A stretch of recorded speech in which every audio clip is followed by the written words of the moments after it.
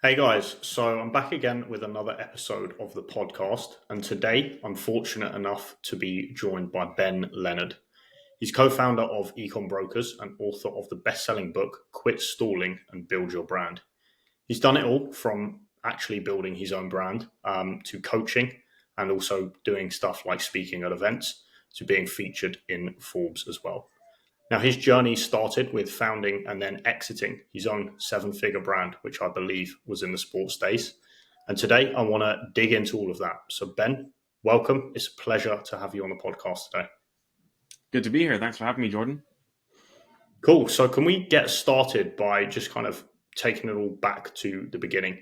How did you get started in the e commerce space? Was it with the sports brand, or was there a story prior to that? It was with the sports brand. And I actually nearly got into the digital world before the sports brand. Shortly after reading, I was reading The 4 Hour Work Week by Tim Ferriss. Great book, terrible title. Well, great title in the sense that it's very clickbaity and it makes people buy it. And based off of reading that, I came up with this harebrained idea to start a business where it was going to be called myscottishvacation.com. I live in Scotland. And Americans would go to that website and be able to buy like holiday itineraries from me. It was my idea of some sort of muse or passive income, but I had no experience in the digital world. I didn't do anything about it. And then in 2012, I was training in CrossFit at the CrossFit gym in Aberdeen, where I'm from.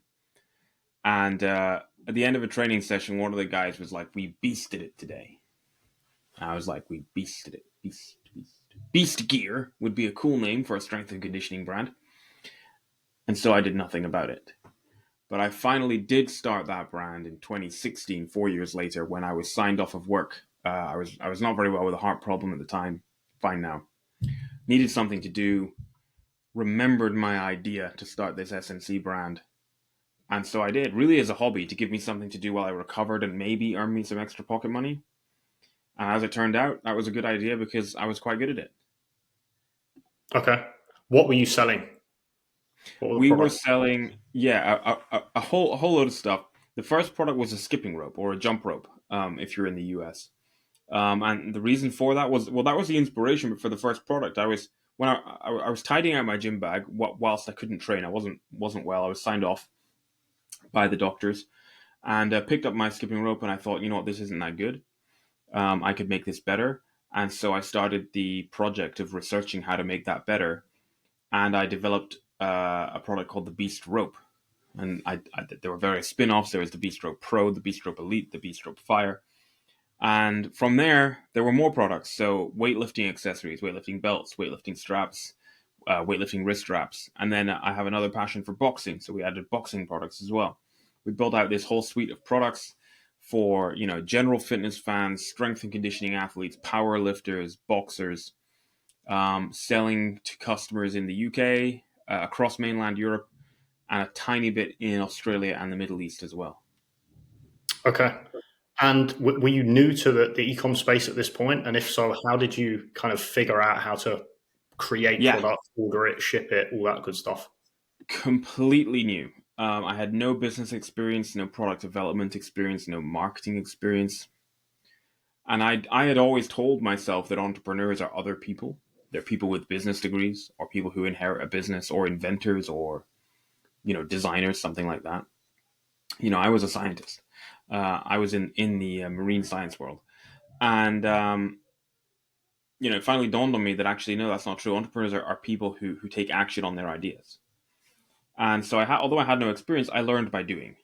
And I did it in a slightly better way than just haphazard trial and error, because I have a science background. So in science, we have an idea, we form a hypothesis around that idea, we try it, we observe what happens, we analyze and then tweak based on what we find and then go again.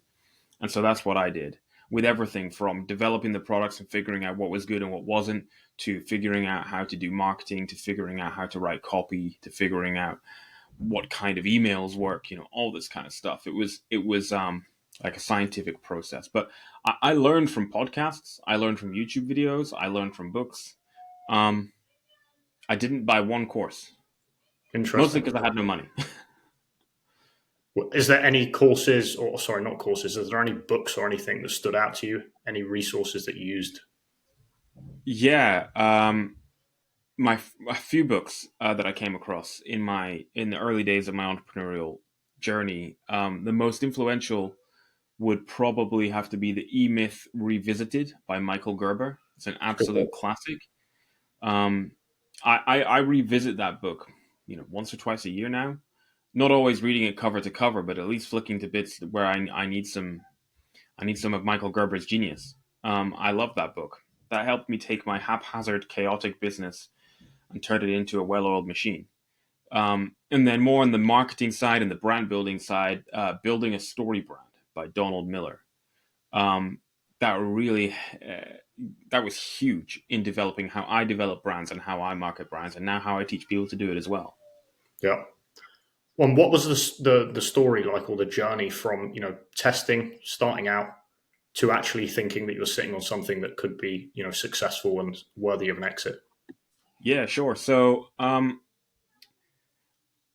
I started by Googling. I literally Googled how strength and conditioning contract manufacturers, and I came across this website called Alibaba.com, which sounds silly when you say it like that now, but I didn't know what that was in early 2016.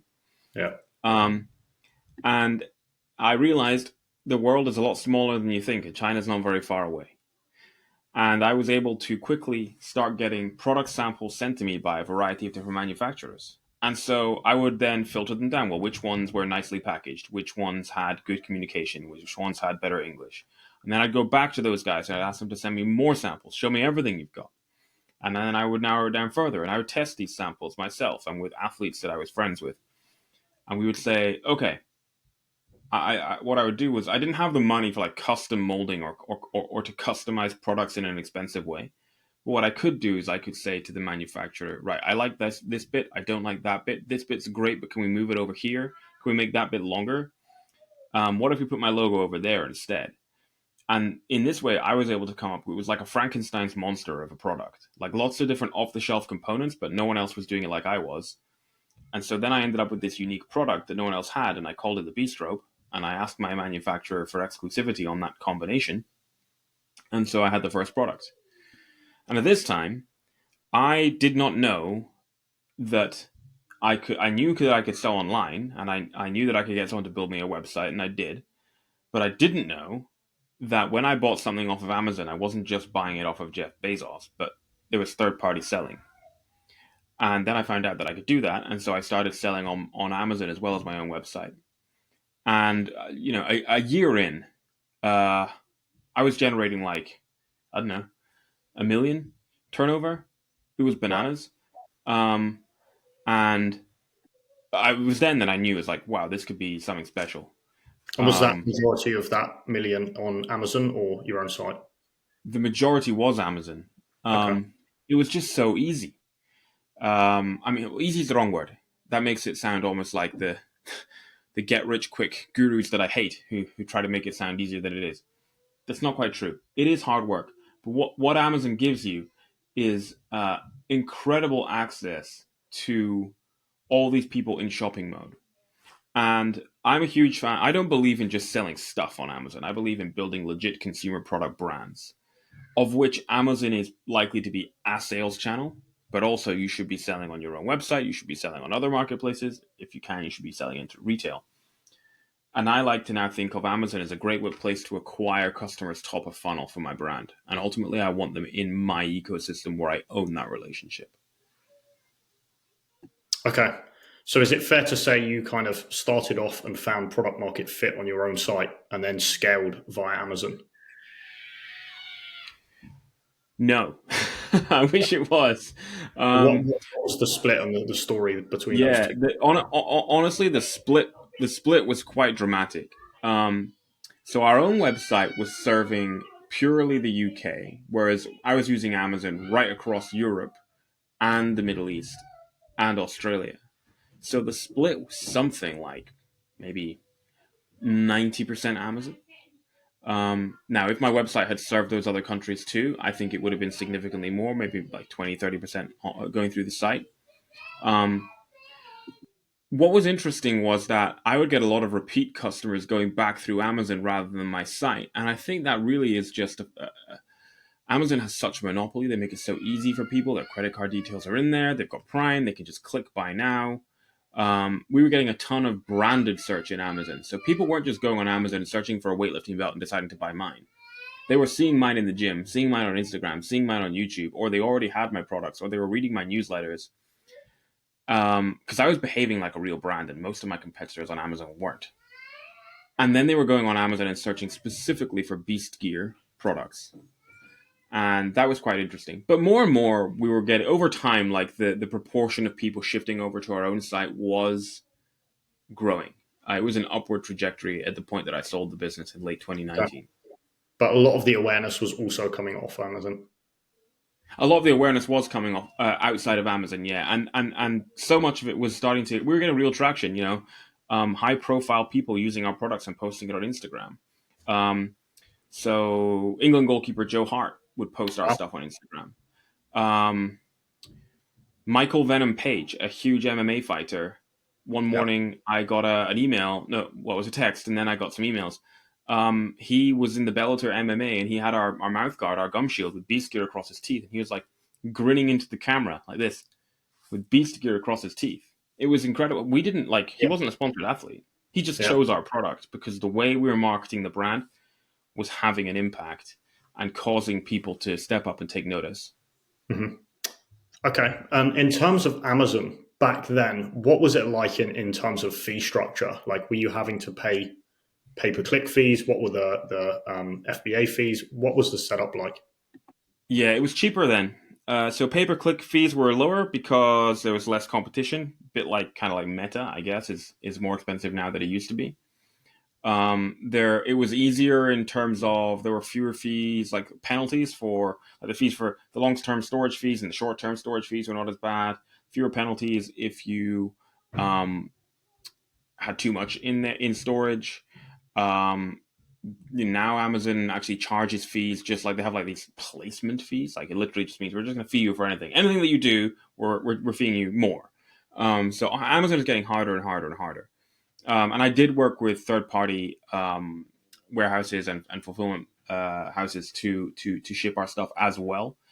So if you ordered off of our website, what the system did was it would automatically check, do we have this in stock at the 3PL? If yes, send. If no, ping it from Amazon. So you might order like 10 items and 9 would come from our 3PL and one of them wasn't in stock there, but Amazon was, so that one would come from Amazon. So we did whatever we could to avoid Amazon's crazy fees. And Amazon is getting harder and harder and harder. Do you know what fees were roughly all in back then and what they would be roughly today? Oof. Honestly, I'd have to go back, but it wouldn't surprise me if half of my revenue was going to Amazon in fees. Wow.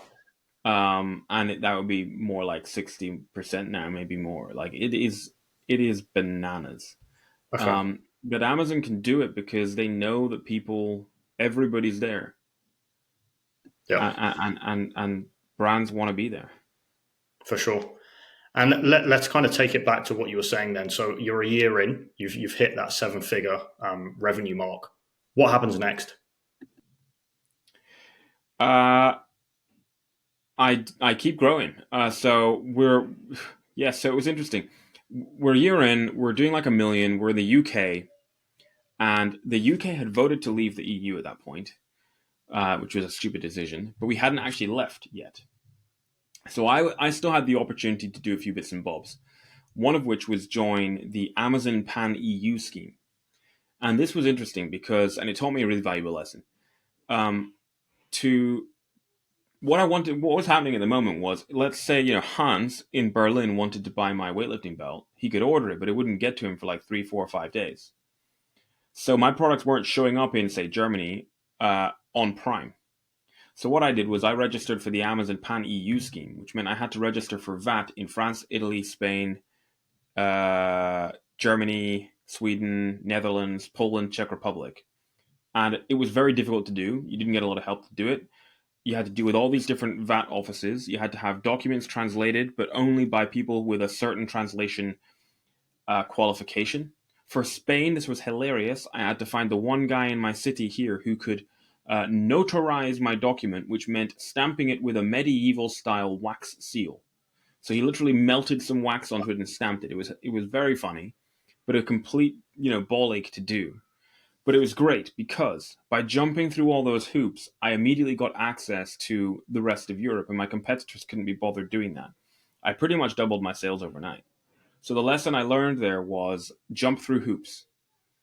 You know, if it's something is hard to do it because your competitors can't be bothered, and that's how you win.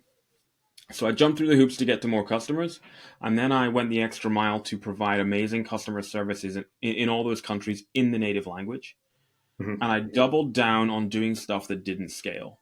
So building relationships with customers in DMs and Instagram, and through email, all of this stuff. And people would say, "But Ben, that doesn't scale." And I'd be like, "Of course it does." Like I would just build scripts and templates and standard operating procedures and give them to my team sitting in the Philippines. And so very quickly we scaled, and by the end of year 3, the business was doing $6 million Wow. in sales. And that, I talk to brands all the time now who are doing 10 times that. And I feel slightly embarrassed to say that we're doing 6 million, but 6 million for a business, for someone with no business experience on a laptop in my cupboard, with just 3 remote team members in the Philippines, wasn't bad. Big mistake I made, though, was about a year before I sold, I made the decision to enter Australia and the Middle East. That wasn't a mistake in and of itself. The mistake I made was not to go to the US. I should have gone to the US, and I think for about an extra 25% effort, I probably would have 5x'd the business. Wow. So I think I would have been doing 25 or 30 million instead of 6.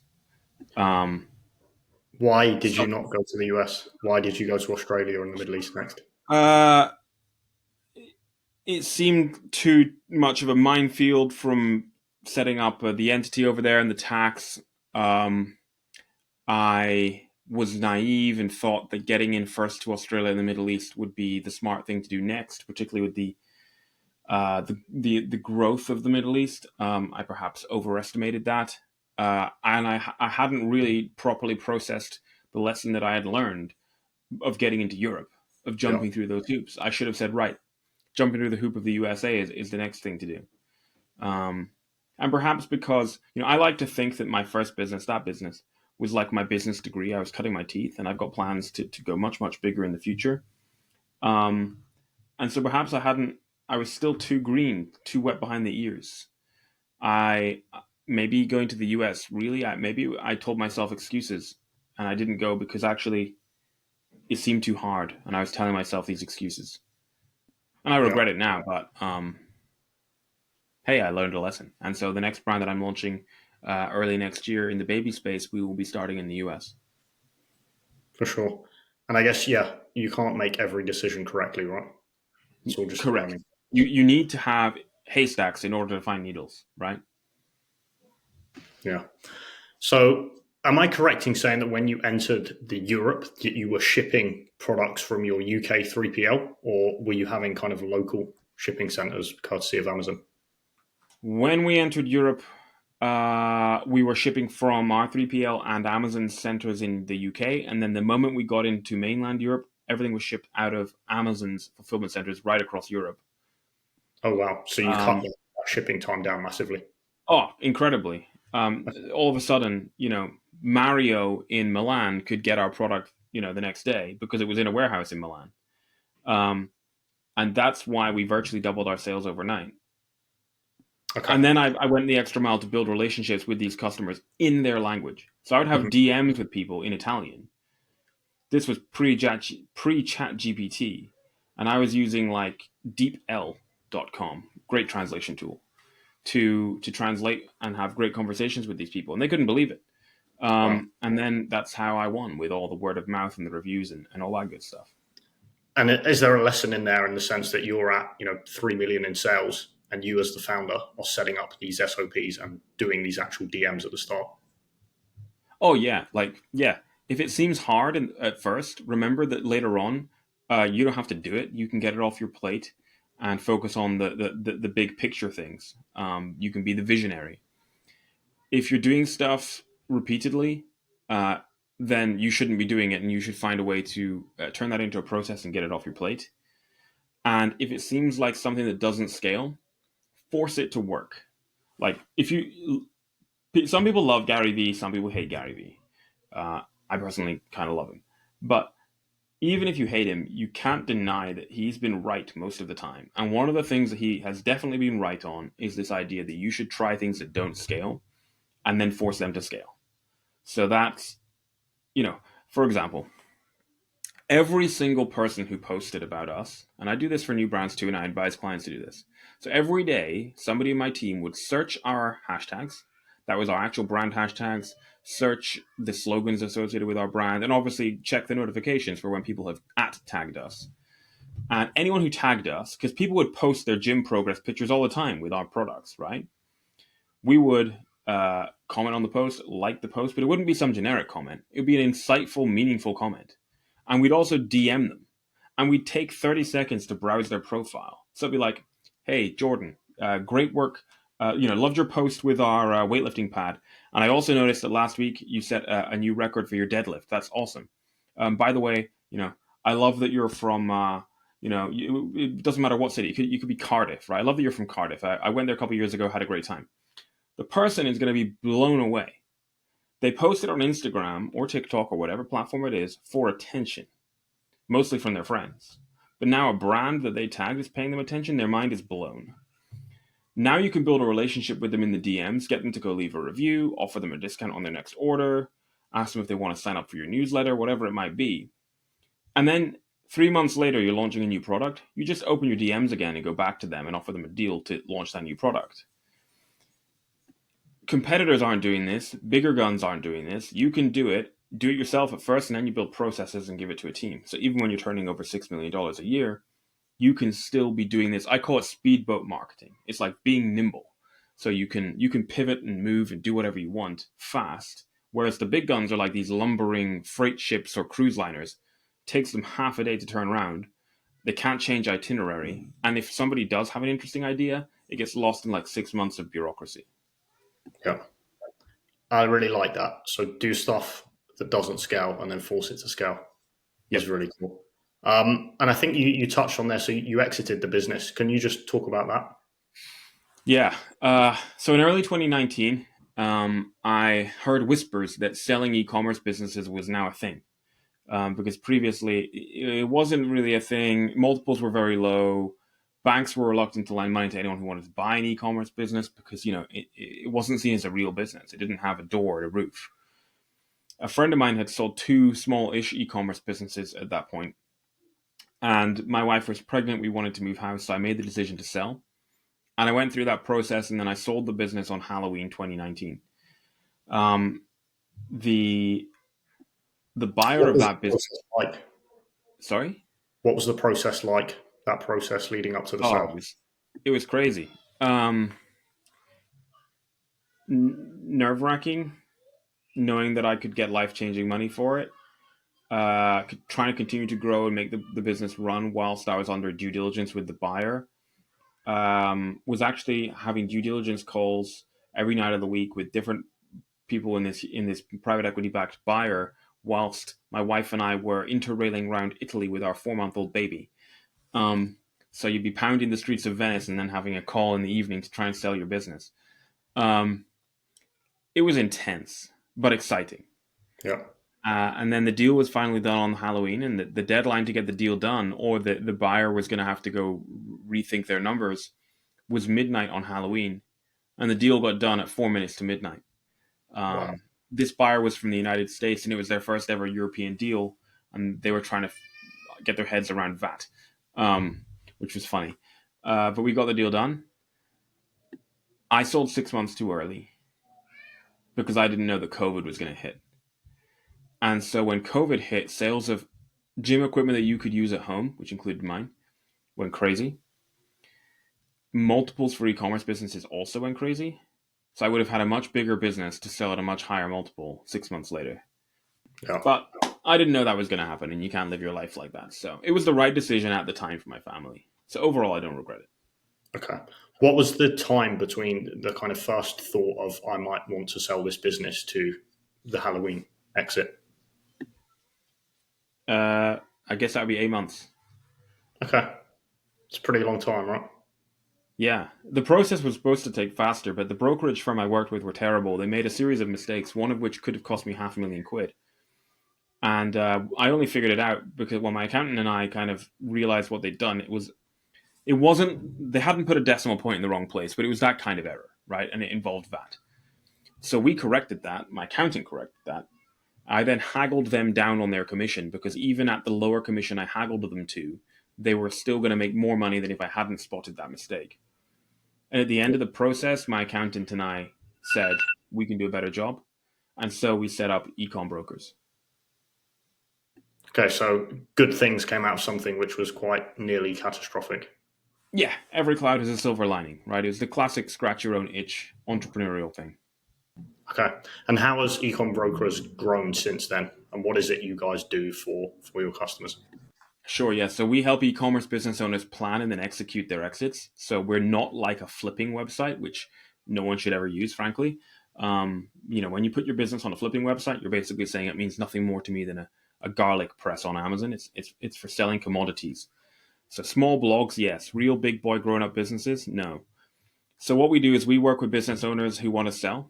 Sometimes that might mean they can sell like now, and sometimes we might work with them for 2 years to get their business where it needs to be, to take it through a mature M&A process and find the right buyer. So we do everything from building the financials, transaction by transaction, all the way through to presenting the business to the right buyers, finding those buyers, getting those buyers to the table, running the deal, and getting the deal done and over the line. So typically it's for consumer products, but there's a little bit of agency in SaaS as well. Deal size tends to be about $500,000 up to sort of $20 million or pounds, take your pick.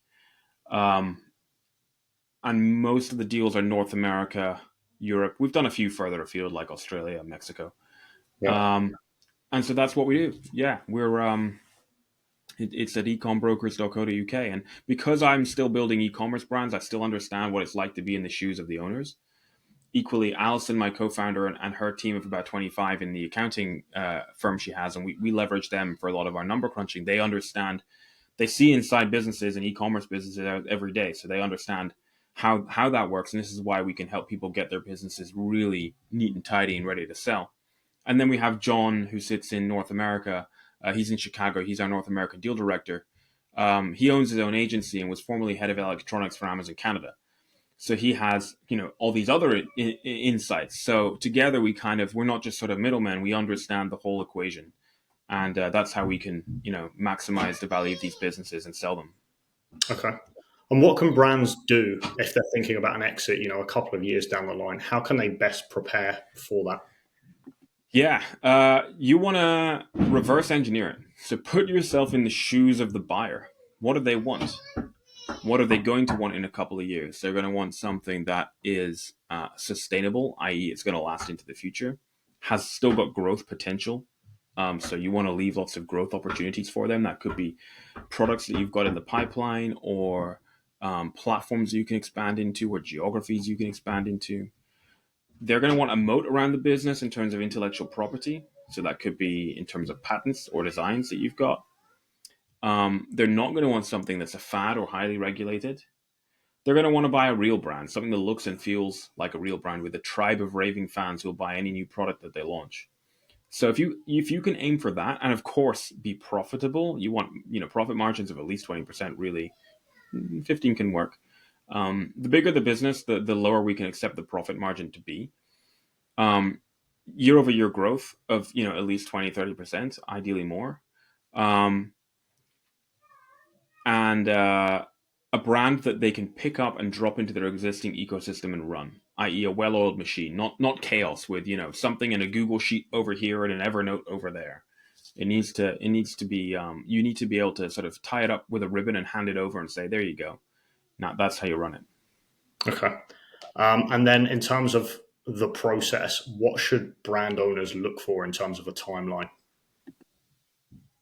Well, I'm going to sit on the fence there. The answer is it depends, because we have people come to us and they say, I want to sell my business. And we say, great, let's take a look under the hood and see what we can find. And we look in it and we say, you can't sell it. And they say, why not? And we say, one of many things. It could be it's just not big enough yet, or it's big enough, but it's a mess and we need to tidy that up. And it's going to take 6 months, 9 months.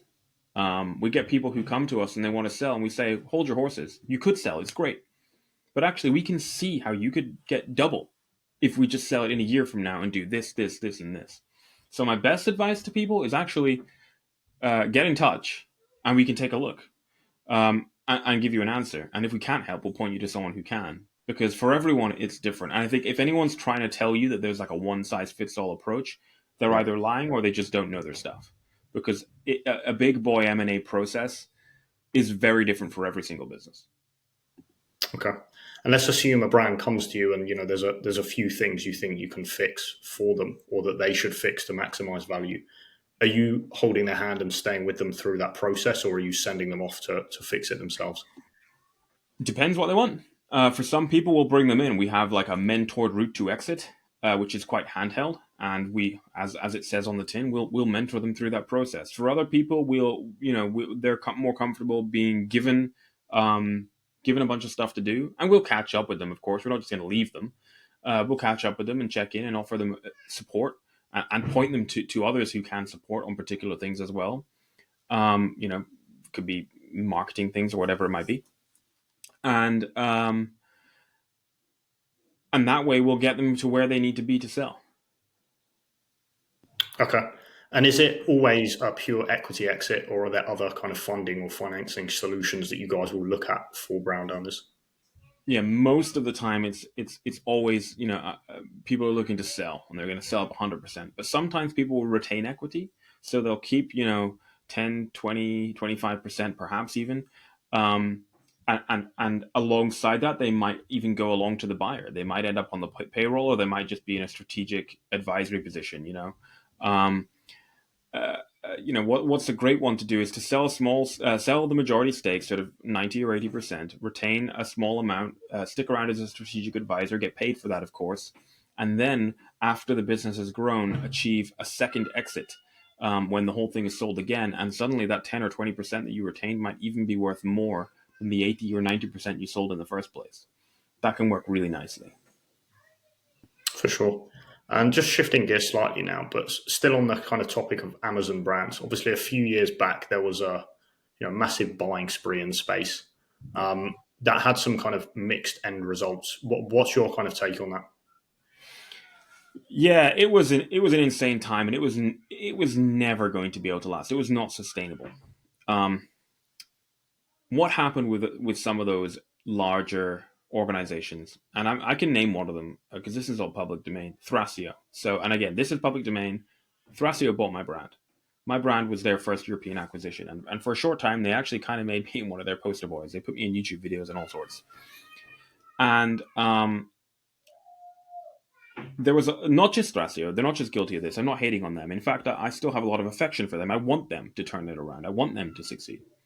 But they were guilty of arrogance. They believed that these businesses were not real big boy grown up businesses. This was just a game. These aren't businesses. It's just online stuff. You just buy the Amazon account and, off you go. They failed to implement all the clever, nimble stuff that the owners had done. All the fantastic, all that stuff I was talking to you about, DMing on Instagram, all this stuff, all these things that I had done that had made the brand what it was, they just let it go. And I tried to teach them it for free. And so you got Thrasio and other aggregators doing that right across their portfolio. No wonder the wheels were going to fall off. They believed they could just buy profit at a low multiple, roll it up, and sell it or go public later. And it didn't work because they failed to understand the nitty-gritty nimbleness of these businesses. They failed to understand that they needed talent to run them. And they failed to understand that if you're going to buy something, you need to keep what it is about that business that made it good in the first place. Otherwise, it ain't going to work.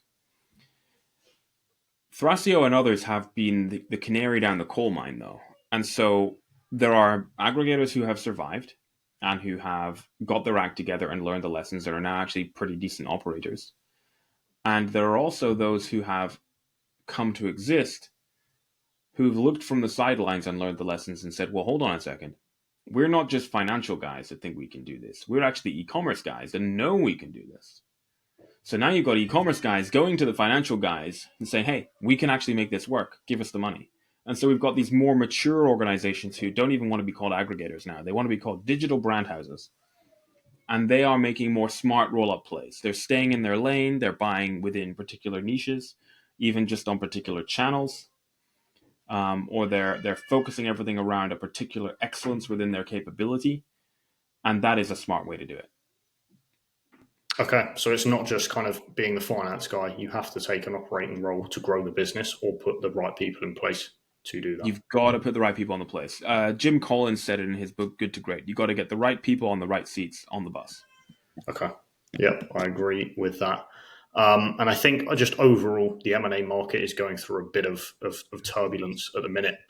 How do you see that shaking out in the next couple of years?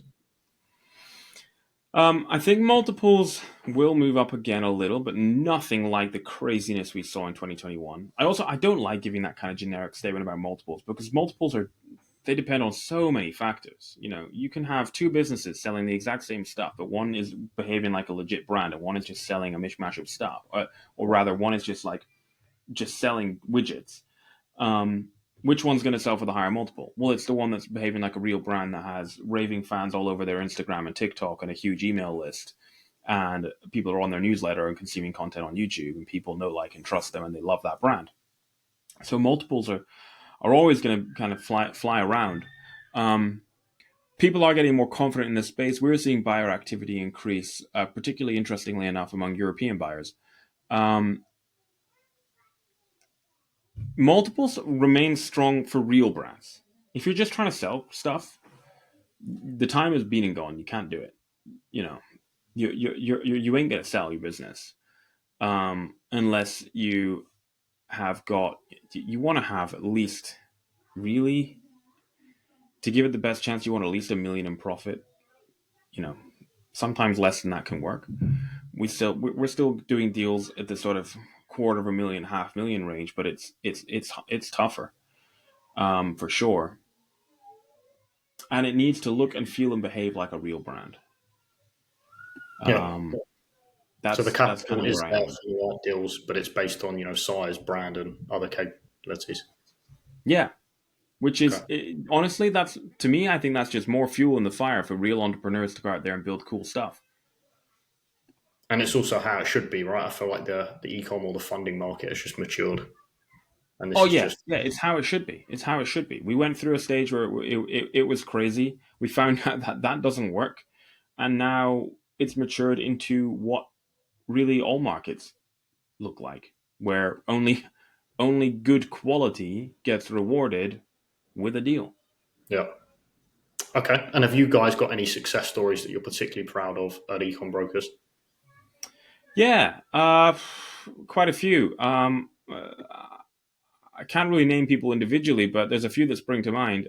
We had this guy in his 80s who he'd already retired like twice, got bored, started an e-commerce business, and grew it for, I want to say, 4 years. And then he was probably 85 when we sold it. And that money, several million, is now being used to fund an exciting retirement for him and his kids and his grandkids, which is really nice. Other ones, we had a guy who at one stage in his life had been bankrupt. Started an e-commerce business as kind of a Hail Mary, a last hurrah, and ended up selling his business for a significant amount of money. And sometimes it's the smaller ones. I don't want to say smaller; they're not tiny, but like, it's not the multi-million ones that are the most satisfying. It's the 700 grand, but that means a lot to that person. Yeah. Um, I like that, and it's really exciting to be able to do that with other people and share in their success. Yeah. So you take a lot of kind of satisfaction from the people side of this business now, rather Yeah, than yeah, it is a people thing, and I'm a very people-y person.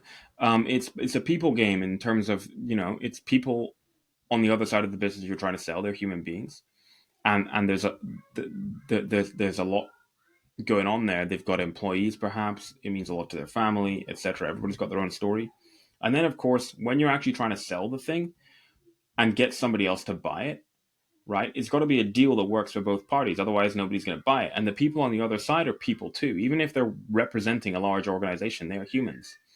And a lot of this it's a sales game. We're trying to tell a compelling story as to why you should buy this business, why it's a great deal, and that is ultimately a sales game. for sure. And just on that thread as well. So I know you do a lot of kind of mentoring and coaching, and obviously you've written the book. Can you talk to me about how you got into that space? Yeah, sure. So back in the day, it was all about Facebook groups. I provided a lot of value in the groups, and then I ended up in various group chats and WhatsApp groups, and I had a lot of people coming to me for advice, and I started to get asked to go on podcasts, and over time, people were just contacting me. And I regret now not doing another thing that Gary Vee tells us to do, which is document our journey.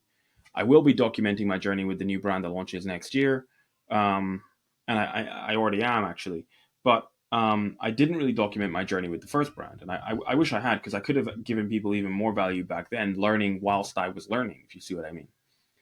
But yeah, people just started to naturally contact me. So I set up a website, set up some social media profiles, and now I support people. So I consult. I consult with Dave, who's building a brand in his spare room, but I also consult with private equity backed digital brand house, helping them to be more nimble in the way that they operate their brands. Yeah. Um, and I started to get a lot of people coming to me, so I did. It's almost a cliche now. I did create a course, but I guess I like to think that my course is the antidote to all the guru BS courses out there, because A, it's affordable. It's 1 grand, not 10 grand. And B, it's actually based off of real life experience from someone who's been there and done that. Because what frustrates me is you go on Instagram, I've got 5,000 followers, but I've actually been there and done it. You Yeah. might find someone with 250,000 followers who secretly is contacting me for help Yeah. because because their business either doesn't exist or is rubbish. Yeah. I think it's very common, right? Very common. Very common. Yeah. And how did the book come about? How did you write that? Yeah. So it came out in October 23. I had the idea to write it at the start of 22, so it took me like 18 months. I remember actually the moment I decided to write it. I was at a conference, and there was a guy on stage, and he had the audience eating out of the palm of his hand, and I kind of took a step back from the situation, metaphorically. I was still sitting down, and looked around me at everyone else in the audience, and they were like spellbound. And this guy was, the stuff he was saying was kind of all right and mostly true, but it was nothing special, and it was stuff that I'd been doing for years. And I thought, nah, if this guy can do this, I can. I've got so much to offer. Um, and I decided to come out of stealth mode. And I feel like I'm a decent writer because I did a lot of writing at university, not this kind of writing, scientific writing, but I know how to write basically. And then my editor took my writing and made it better and translated it into American English as well. And I just I just felt like I had a book in me.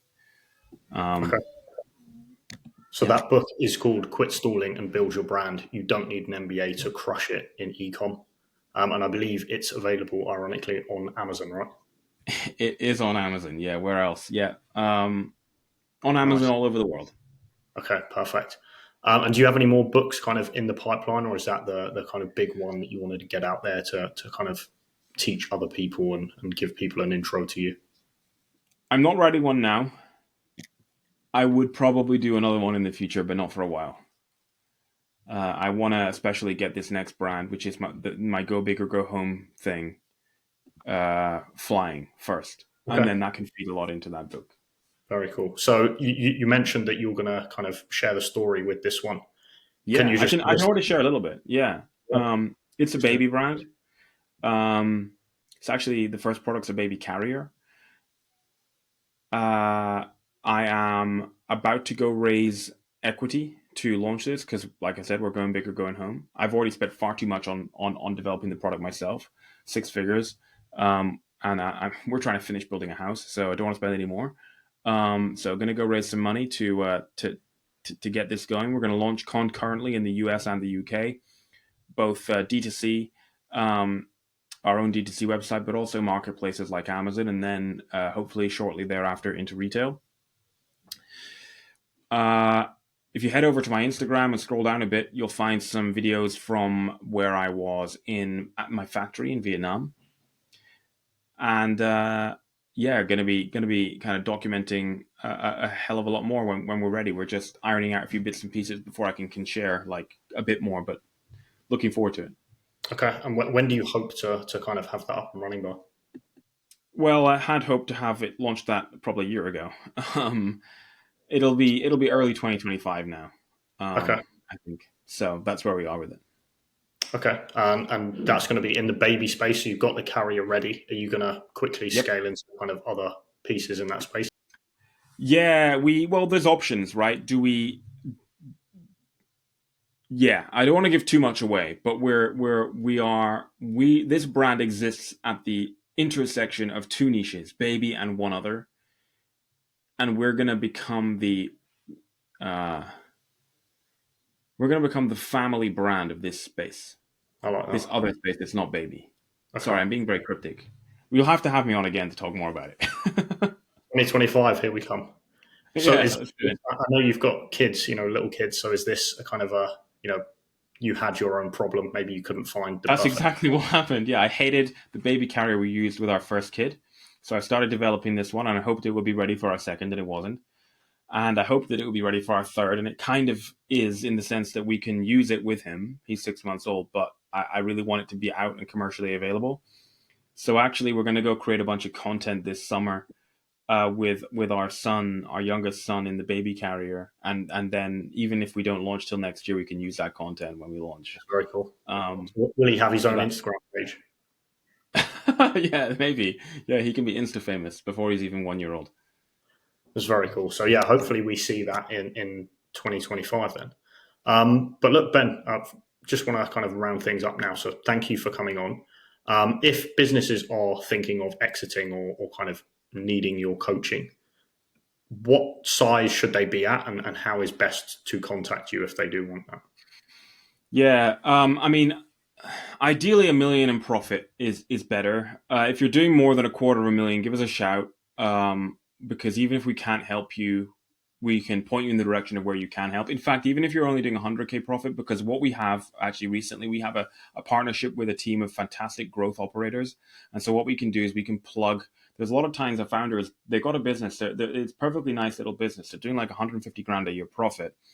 They can't really sell it, but they don't want to run it anymore. They're done. What we can do is plug them into our growth operators. We'll grow the business for you. You can take a step back, and then when it's ready, sell it. So get in touch, and we'll have a chat. And if we can help you, wonderful. And if we can't, we'll point you to friends and colleagues in the industry who will. And that's what we can do. So we're over at ecombrokers.co.uk, or and although it's a UK domain, we're all over the world. Or just email me, ben@ecombrokers.co.uk. Okay, I will put that info in the description below this video. And just in general, if people are interested in the e-com space, where can they follow you? Sure. My handle everywhere is Ben Leonard Pro. Leonard is Leonard. If you go to product-empire.com, that's my brand building course. I'm on LinkedIn. Just search my name. And my website is benleonard.pro. Perfect. Okay. Well, Ben, thanks again for having you on. Let's talk soon. Yeah, brilliant. Thanks for having me. Enjoyed that.